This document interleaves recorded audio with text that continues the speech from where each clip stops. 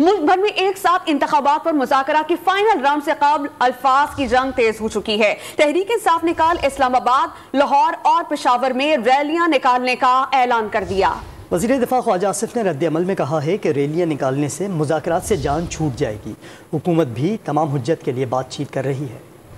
حکومت اور P T I مذاکرات کے فائنل راؤنڈ سے پہلے الفاظ کی جنگ تیز ہو گئی۔ عمران خان کے 14 مئی تک اسمبلیاں توڑنے کے دو ٹوک موقف پر وزیر دفاع خواجہ آصف نے بھی واضح کر دیا، حکومت بھی حجت تمام کر رہی ہے، مذاکرات کا نتیجہ نہیں نکلتا۔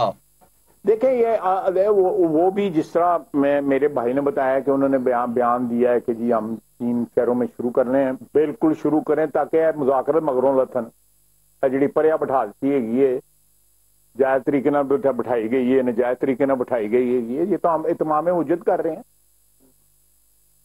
باقی اس سے کیا رزلٹ نکلنا ہے، تو کیا رزلٹ پچھلے سال 1.25 سال میں نکلا ہے۔ میرا خیال ہے کہ عمران خان کو جو بھی انہیں جڑا بھی چال آنا ہے گل لال ہے، کل گلا نہ رہ جی کہ میں نے یہ کرنا تھا، میں نے یہ کرنا تھا اور میں نے یہ کرنا تھا۔ وزیر دفاع نے عمران خان پر پچھلے 1 سال میں تمام اعلانات واپس لینے کا الزام لگایا۔ دعویٰ کیا کہ عمران خان پنجاب اور خیبر پختونخوا اسمبلیاں بحال کرانا چاہتے ہیں۔ اسمبلیاں اس نے توڑی، اب کہتا ہے اب خود اپنے بندوں کو کہا ہے کہ اپلیکیشن دیں۔ میں نے ٹی وی پہ سنا ہے سبطین خان نے بھی اپلیکیشن دی ہے، کے پی والے اسپیکر نے بھی اپلیکیشن دی ہے۔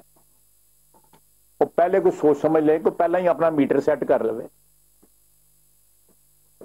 کوئی ایک فیصلہ بتائیں، آپ مجھے بتائیں کہ لانگ مارچ کون سا اس کا کامیاب ہوا ہے؟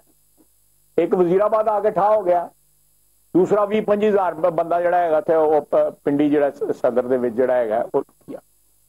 فوری الیکشن کے موقف پر دباؤ بڑھانے کے لیے تحریک انصاف کے رہنما فواد چودھری نے لاہور میں ریلی نکالنے کا پروگرام دے دیا ہے۔ ریلی لبرٹی چوک سے شروع ہو کر ناصر باغ پر ختم ہوگی۔ عمران خان ریلی کے اختتام پر اپنی گاڑی کے اندر سے ہی کارکنوں سے خطاب کریں گے۔